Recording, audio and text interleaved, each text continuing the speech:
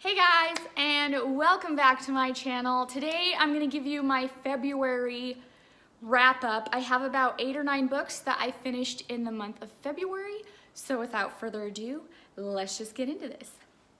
The first 2 books that I finished in the month of February is of course the last 2 books that I needed to finish in the continuation of the Rush Revere books, which are a middle grade nonfiction with fantastical realism elements in them. My son and I, we started these back in December together. He is a 4th grader, so these are perfect for his grade level. They do have pictures in them, but at the same time, they read like a regular book, but little does he know, he's actually learning American history, which I loved. So the last 2 that we finished in the month of February is Rush Revere and the Brave Pilgrims. This is by Rush Limbaugh. Rush Revere is a middle school teacher with a magical horse who can time travel back in time to the real events of American history. And so you have these modern day middle school kids that are time traveling with their middle school teacher. Not only are they dealing with modern day issues, but when they go back in time, they're learning about real American history.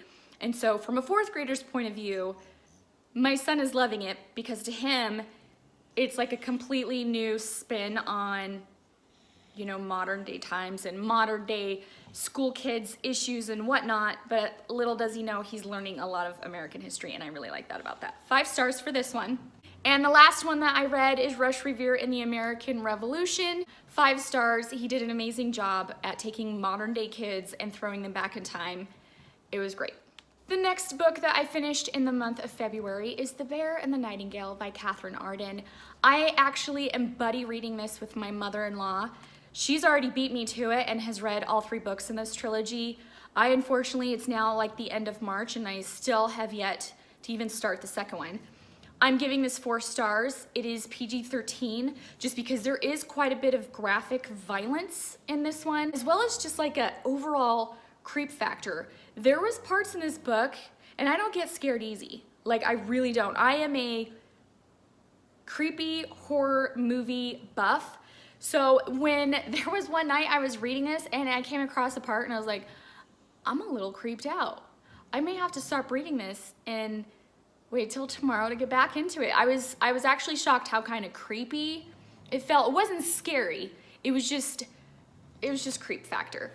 I really did like this. I would have given it 5 stars, but the ending was just over the top for me. So of course this stems from a Russian folklore kind of retelling. I really liked this. I was really loving it up until like the very last part where really a lot of things come to a head, and then it was almost like too much. It was suddenly everything was all at once and I didn't even have time to like digest anything. It was like wham, and all this stuff starts happening, and to the point where it was almost too extreme and kind of cheesy in a way, to where I was like, okay, it might have gone too far. I don't know. That's just how I feel, so that's why it knocked it down to a 4 star instead of a 5 star. But overall, I can't wait to get into the second book. I'm really excited. The next book that I finished in the month of February is Obtainable by Dr. Warren Willey. This is a ARC. It did come out in January, I believe is when it was, or no, maybe it was the end of December. Anyways, I know Dr. Warren Willey. I've known him for 10 years personally. I used to work for him as a personal fitness trainer. So I've worked really closely with him, and he's written other books that I have read that I have really enjoyed.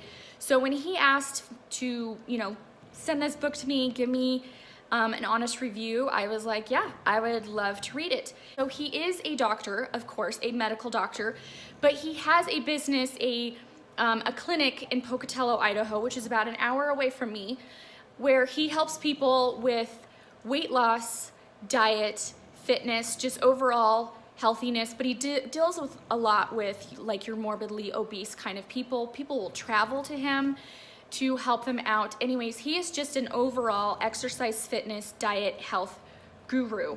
This particular book is based off of those that have been very athletic in the past, or are your yo-yo dieters, or have done bodybuilding shows or fitness shows in some sort. somebody who has in the past or is constantly going from one extreme to the next. So your yo-yo dieters are those that are just moving on to the next best thing, and they lose their 5 to 10 pounds, and then of course once they stop doing that diet, which isn't obtainable in a way because you're constantly doing something that you can't do long term. The same thing with like your bodybuilding and fitness shows, or if you were athletic in college or even high school, or any particular time that you have been very athletic and lean at some point in your time, or you're constantly depraving yourself of calories and working out a ton, this book is for you, because this is saying those that are struggling, that no matter how much they work out or how much they work on their diet or lessen their calories, they just can't seem to get to that obtainable figure that they've had in the past. And they can't seem to lose those last 5 pounds, or they are constantly doing the up and down, and they can never just stay at a good weight and be healthy and happy. This is the book for you. I really, really liked it. 4 stars. Sorry, I'm starting to like lose my voice. Pretty much this book is telling you that no matter how many times you've been on crazy yo-yo dieting schemes, or you've been a potentially lean person in the past, but now you can't seem to get there anymore, and your metabolism is just like a mess and your hormones are a mess, this is the book for you to let you know how it's obtainable and that it is obtainable. 4 stars. The next book that I read in the month of February is an Audible original called Killer by Nature by Catherine Kelly. Oh my gosh, this was the coolest audiobook I think I have ever listened to in my entire 5 to 6 years that I've been doing Audible books on a regular basis. 5 stars. It is rated R. There is quite a bit of adult language and some sexual topics and quite a bit of violence. But the cool aspect of this is, so this is about a doctor psychiatrist who is asked to come talk to a serial killer who is called the Playground Killer. He is in prison for killing people in playgrounds, and his trademark sign is he cuts people's tongues like in half, and that's just like his trademark signature that he killed these people. Anyways, he's in prison, but suddenly these murders start to happen with the same MO. How is that possible if he's in prison? So do we have a copycat, or does he have someone on the outside doing something for him? So this woman is asked as a psychiatrist to come and interview him and talk with him, and some crazy things of course ensue. But on top of that, she's dealing with a ton of stuff at home that of course I was so mad at her for. If you have listened to this audiobook, you will know what I'm talking about. But it's just, she was dealing with a lot of stuff at home as well as trying to just do her job. But the really cool aspect about this audiobook has a ton of sounds to it. Background sounds, special effects kind of sounds. Every voice and every particular person in this complete audiobook was a different person talking. So there was like a whole line of cast of people that used their voices to narrate this entire thing. But on top of that, the sound effects, the background noise, you could hear people walking, you could hear people opening doors, you could hear rain coming down, you could hear silverware hitting plates. There was so many sound effects. And then of course, different narrators throughout the entire thing that I literally got lost in this audiobook where I couldn't do anything else. That's all I wanted to do. I wanted to keep listening to this audiobook. It was freaking amazing. Not only the story alone and the fact that it was like this mystery crime thriller type of psychological thriller book, but at the same time, like just the sound effects, I felt like I was in a movie. I literally did nothing for like 5 hours while I listened to this audiobook. Amazing, by far the best audio original book I have ever listened to. 5 stars. The next book that I finished in the month of February is The Radium Girls by Kate Moore. This is a nonfiction book about women in the 1920s and 1930s who were these, they called them the Shining Girls. So back in the 1920s and 1930s, these women worked in factories where they painted the dials on like watches And a lot of the stuff had to do with like military watches, because these dials would glow in the dark because they used radium. Radium was the new coolest thing that everyone ranted and raved that not only did it make things glow in the dark, hence the reason why these girls were called the Shining Girls, because they would glow in the dark after leaving work. But also too, like during the 1920s, they were saying like it cured certain ailments, and they were putting it in their food, and there was just like, there were so many different ways manufacturers and companies and factories were using radium. But what was used in the most were these radium girls. And they had a technique when they were painting dials, because these dials on these watches and stuff were super, super tiny, that to get just the right amount on there and not to go over their edges, they would take these paintbrushes and lick them and then dip them in radium and then repeat the process. And it was called the lip and dip process. So a lot of these women started dealing with ailments. Some were worse than others. But pretty much it was like eating away from the inside out, and every woman suffered differently than the next. And so as symptoms and signs started happening, these women wanted to warn other women as the years went on, as well as they just needed help with their medical bills and to kind of help support their families, because of these women could no longer work in some aspects.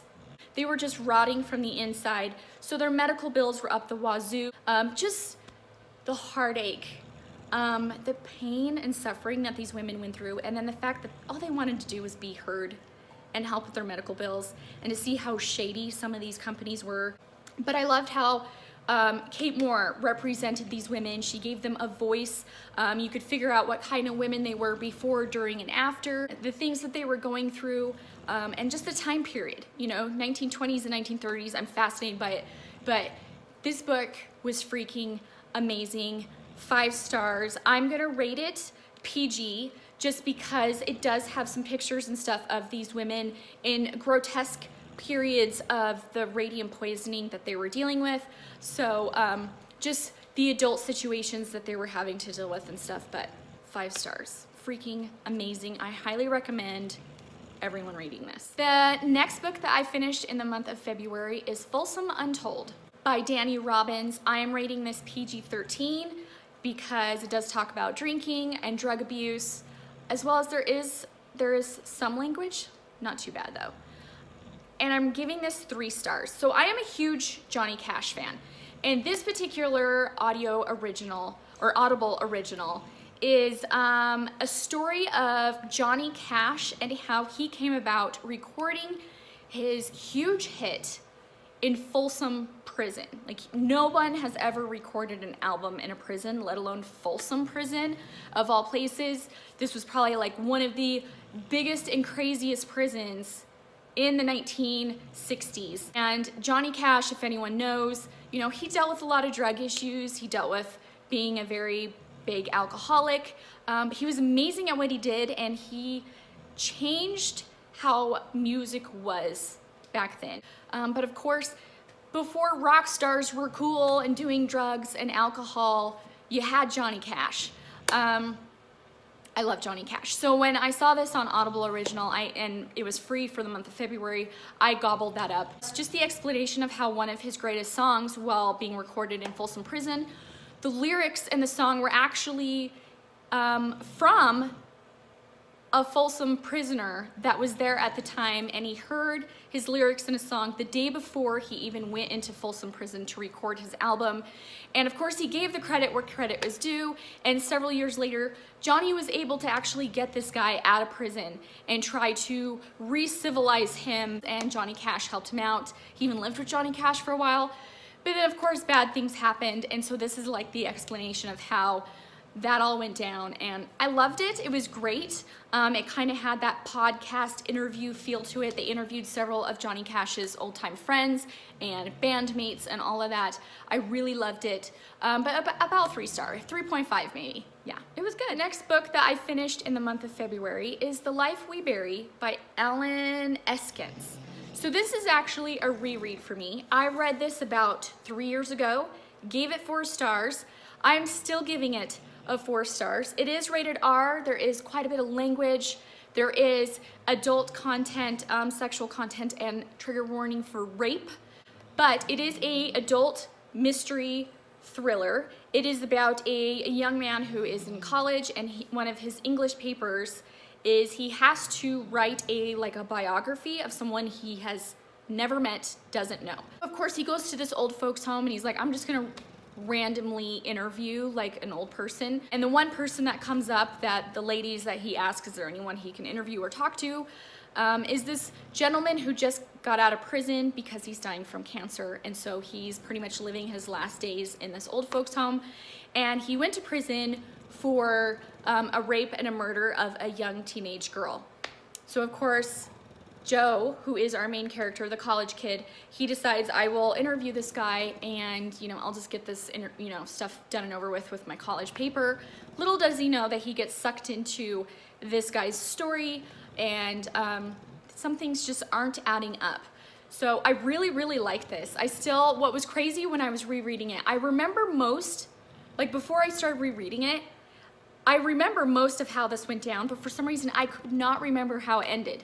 For the life of me, I could not remember. And even while I was rereading it, the whole time I'm like, I still don't know how this ended.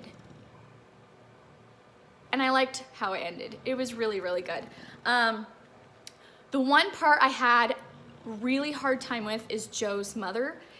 She's a very toxic, selfish kind of person. She's a drunk and she could care less about her kids, and she's on to her next boyfriends. And of course, Joe has a younger brother who is 18, still living at home, who has autism. The autism representation I thought was really, really good. His younger brother had a huge part in this book that I think really made this story just even more heartbreaking. And I really like that aspect of it. The thing I had a hard time with is the toxic mother relationship. It just brought a lot of feels to me because I do have a toxic relationship with my mother. And so a lot of this just hit home for me. Brought a lot about, it brought back a ton of flashbacks and feelings and memories for me that it really had a huge impact on the way I was reading this. And so a little bit of anxiety, but I toughed through it for the second time. And I still really, really liked it. I really loved it. 4 stars. The last book that I finished in the month of February is The Scarecrow Queen by Melinda Salisbury. Oh my gosh, I cannot talk today. So back in January, I reread the first 2 because I knew I'd picked this up, and it had been a while. It's been a few years since I read them that I decided to reread them in January. So when I go to read this, I'll be kind of reminded and caught up. And I kind of regret it. I loved the first 2 books. This one, not so much. 2 stars. It's PG. It's just, I don't know how to explain it. Not only was it slow, but I felt like the main characters from the first 2 books were almost all side characters in this 3rd book. And I felt like a lot of the main characters that you wanted questions answered in this one fell completely off the grid. So nothing was explained in the end. Nothing was wrapped up the way I was hoping it would be with several of the main characters. It just ended. And some of the main characters as well in this one, I felt like their development through the rest of this book was just, it sucked. It just lacked character to where it was just, I don't know. I might even give this a 1 star. That's how bad this trilogy ended for me. And so this is just, of course, the continuation of The Sin Eater's Daughter and The Sleeping Prince. But, oh God, I'm just a little disappointed is all. And I'm giving it 2 stars, and I may actually, over the next month or so, knock it down to 1. We'll see. And there you have it. That is my complete wrap up for the month of February. I had a lot of good books that I read, but I also had some ones that I wasn't too impressed with, of course. But you know what? Thank you so much for joining me.